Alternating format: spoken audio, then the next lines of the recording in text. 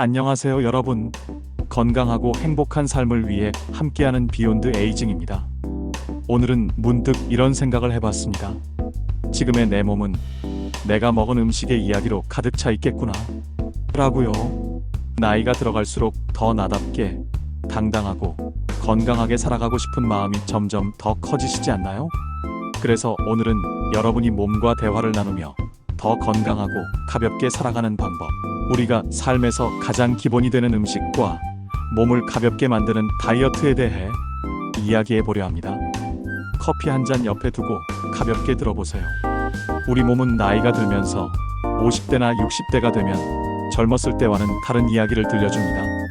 갑자기 소화가 안 되고 잠은 얕아지고 아침마다 몸이 무거워지는 느낌이죠.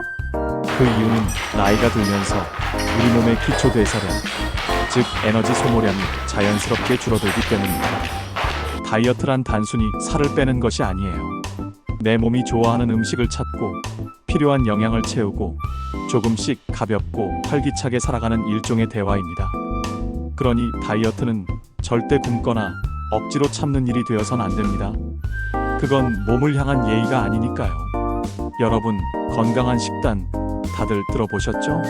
하지만 건강한 식단이라는 말이 조금 추상적으로 들릴 수도 있을 것 같아요. 사실 건강한 식단은 우리가 매일 먹는 음식이 단순히 배를 채우는 일이라는 개념을 넘어섭니다. 건강한 식단의 이점은 분명합니다. 우선 적당한 체중 관리가 되어서 더 이상 다이어트를 위해 극단적으로 굶을 필요 없습니다. 그리고 면역력을 향상시켜줍니다. 아시죠? 나이가 들수록 면역력은 우리 건강의 첫 번째 방어선이란 걸요. 또한 에너지 수준을 증가시켜줍니다. 혹시 아침에 일어나기 힘든 분들, 이유는 식단에 있을지도 모릅니다. 이 모든 것은 좋은 음식을 먹는 작은 선택에서 시작됩니다. 그러니 오늘부터 냉장고 안을 한번 잘 들여다볼까요? 여러분, 나이가 들수록 다이어트의 목표는 숫자가 아니라 건강이라는 걸 기억해 주세요. 우리 몸은 나이가 들수록 조금 까다로워집니다. 젊었을 땐 괜찮았던 음식이 이제는 속을 불편하게 하죠. 그래서 좋은 음식을 고르고 좋은 영양소를 찾는 게 중요해요. 다들 아실 테지만 다시 한번 상기하는 차원에서 예를 들어볼게요. 우선 탄수화물을 들 수 있어요. 밥 힘이라는 말이 있죠? 하지만 흰쌀밥보다는 현미나 귀리처럼 천천히 소화되는 탄수화물이 좋습니다. 다음은 단백질이 있죠. 나이 들수록 근육이 줄어드는 건 자연스러운 일이지만 줄어들지 않도록 돕는 건 우리 몫이에요. 닭가슴살, 두부, 생선이 좋은 선택입니다. 지방도 빼놓을 수 없죠. 지방을 무조건 기피할 필요는 없어요. 아보카도, 견과류 같은 좋은 지방은 오히려 건강에 좋답니다. 마지막으로 비타민과 미네랄이 있어요.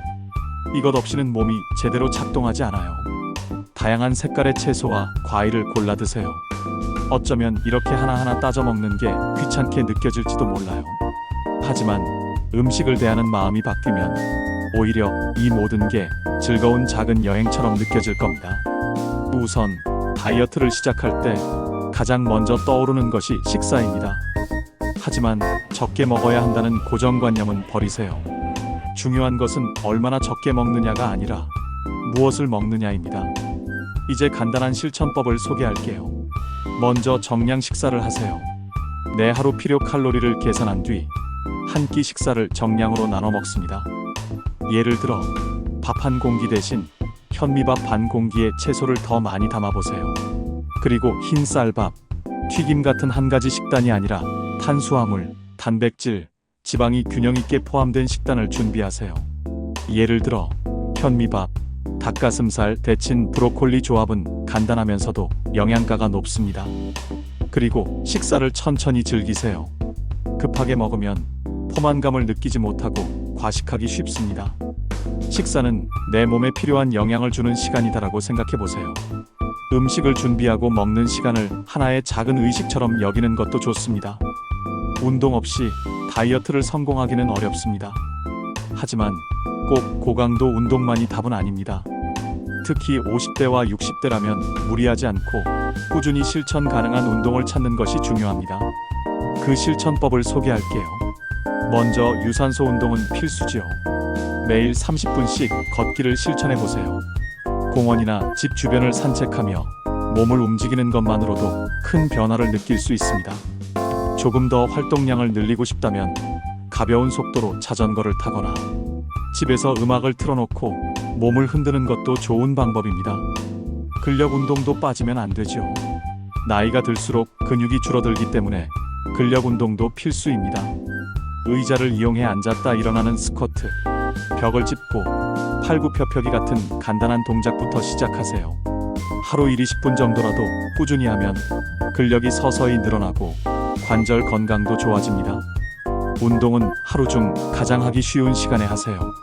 아침 산책이 좋다면 아침에, 저녁에 기분 전환이 필요하다면 저녁에 하는 식으로 말이에요.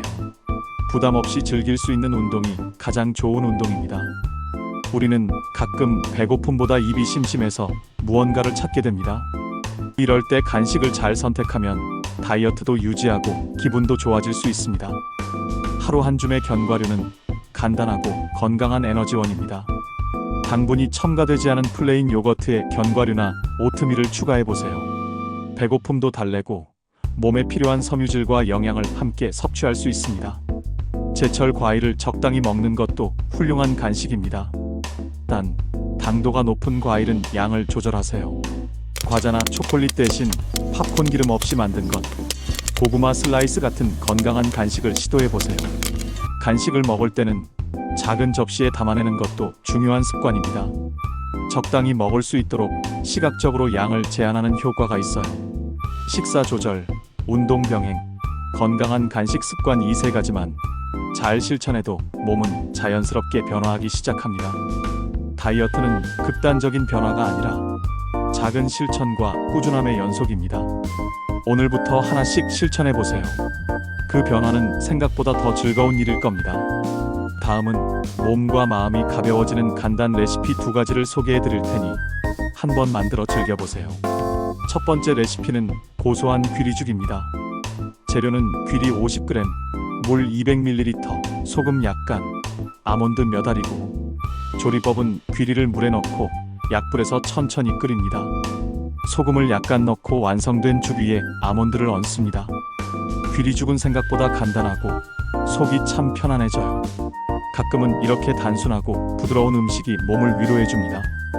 두 번째 레시피는 생기를 주는 녹색 스무디로 재료는 바나나 반개, 시금치 한 줌, 키위 한 개, 물 100ml로 조리법은 모든 재료를 믹서에 넣고 30초만 돌리면 끝. 아주 간단하죠. 큰 유리잔에 담아내면 보기만 해도 상쾌하죠. 몸이 무거울 때, 기운을 차리고 싶을 때 한 잔 만들어 보세요. 뭔가 생기가 돈다 싶을 겁니다. 다이어트를 하며 제가 배운 게 있다면 그것은 결국 나 자신을 존중하는 일이라는 겁니다. 나이가 들수록 몸은 더 예민해지고 때로는 우리를 귀찮게 하기도 하지만 사실은 그만큼 더 잘 돌봐달라는 신호일지도 몰라요. 그래서 여러분께 권하고 싶어요. 몸을 억누르지 말고 대화를 나눠보세요. 천천히, 그리고 꾸준히요. 마치 오래된 친구처럼요.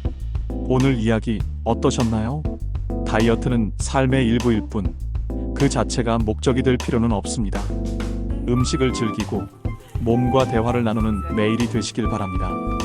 오늘도 내일도 건강하시길, 그리고 조금 더 가볍게 걸어가시길. 좋아요와 구독은 저에게 큰 응원이 됩니다. 우리 함께 건강해져요. 그럼 다음 이야기에서 또 만나요.